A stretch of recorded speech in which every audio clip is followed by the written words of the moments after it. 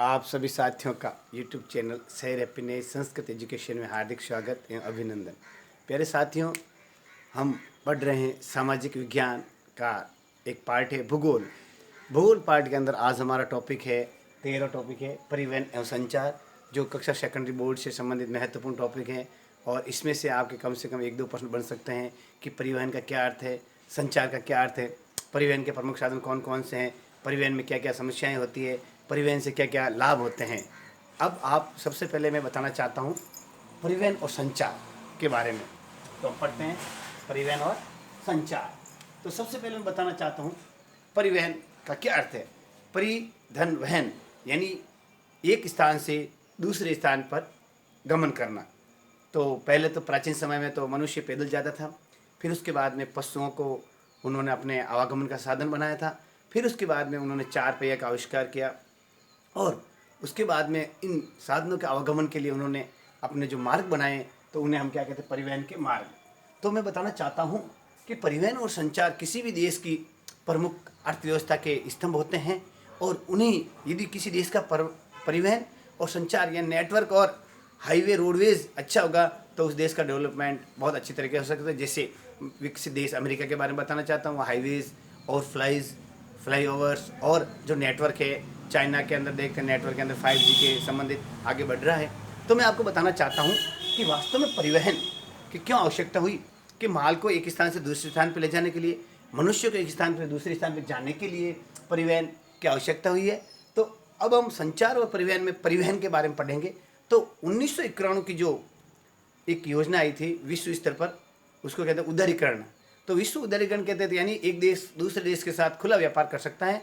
एक देश का दूसरे देश के साथ जो व्यापार से संबंधित जो संधियाँ बनाई गई, संधियाँ की गई और उसमें खूब छूट दी गई।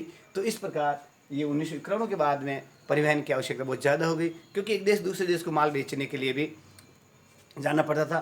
तो अब मैं बताना चाहता हूँ परिवहन यानी जो एक स्थान से दूसरे स्थान आवागमन के साधन।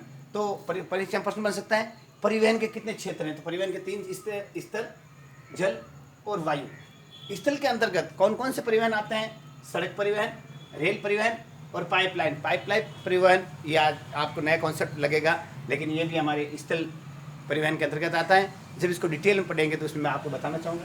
जल परिवहन, आंतरिक परिवहन और समुद्री परिवहन। वायु परिवहन, घरेलू विमान सेवा 2 प्रकार के, सार्वजनिक और निजी, अंतर्राष्ट्रीय विमान सेवा। अब आपको मैं बताना चाहता हूँ इन सब के अंतर्गत सबसे पहले हम चलते हैं सड़क परिवहन। यानी जो स्थल परिवहन है, स्थल यानी जमीन पर आवागमन के साधनों के लिए सबसे पहले हम चलते हैं सड़क परिवहन।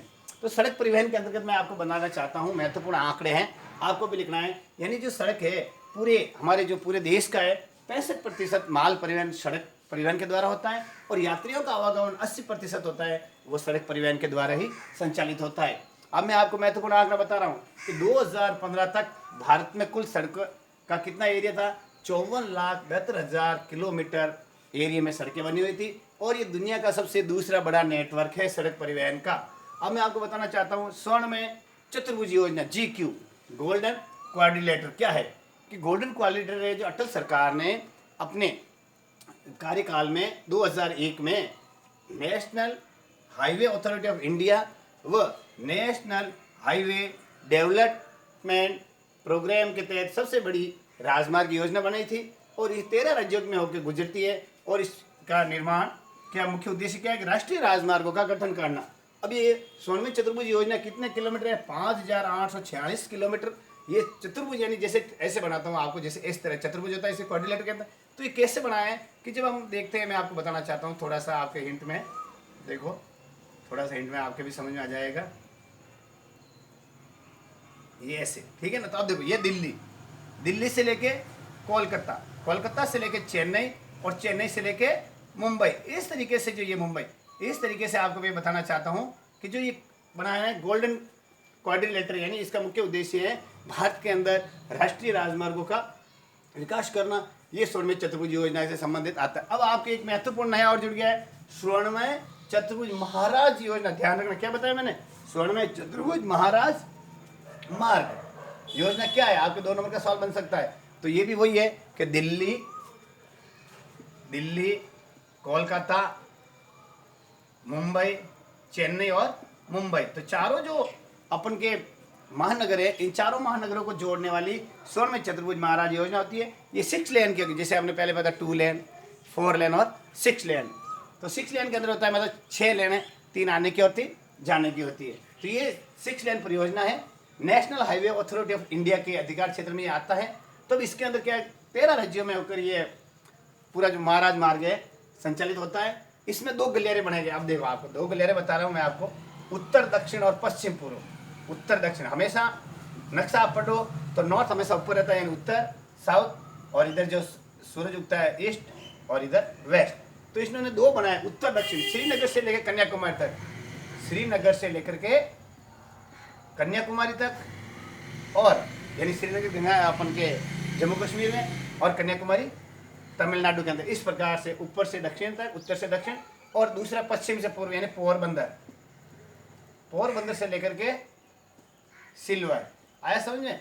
तो यहाँ से लेकर यहाँ तक और यहाँ से यहाँ तक, यानी जो 2 गलियारे उत्तर दक्षिण और पूर्व पश्चिम, इनको स्वर्णमय चतुर्भुज महाराज मार्ग के तहत इनका विकास किया जाएगा। तो मैंने आपको आज ये बताया परिवहन के अंदर। तो महत्वपूर्ण सवाल, परिवहन के कितने क्षेत्र हैं? स्थल परिवहन, जल परिवहन और वायु परिवहन। स्थल के अंदर सड़क, रेल और पाइप, जल आंतरिक और समुद्री, घरेलू विमान सेवा वायु के अंदर, और अंतर्राष्ट्रीय विमान सेवा वायु मार्ग के अंदर। अब मैं आपको बता रहा था सड़क परिवहन, सड़क परिवहन के क्या क्या फायदे हैं, क्या है। अब हम आपको कल आगे इसके बारे में सड़क परिवहन के अंतर्गत बताएंगे।